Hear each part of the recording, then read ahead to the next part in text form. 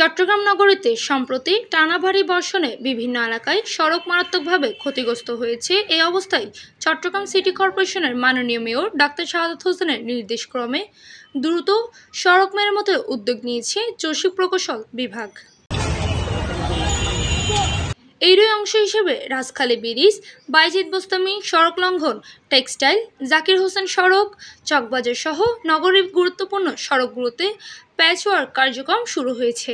চসিক প্রকৌশল বিভাগ জানিয়েছেন, পর্যায়ক্রমে অন্যান্য ক্ষতিগ্রস্ত সড়কেও মেরামতের কাজ চলবে।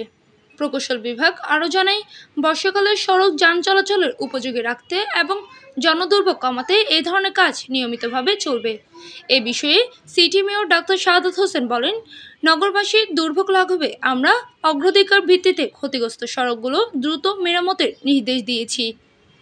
চট্টগ্রাম নগরীকে চলাচলের উপযোগী ও টেকসই অবকাঠামোতে উন্নতি করতে চসিক প্রতিনিয়ত কাজ করে যাচ্ছে।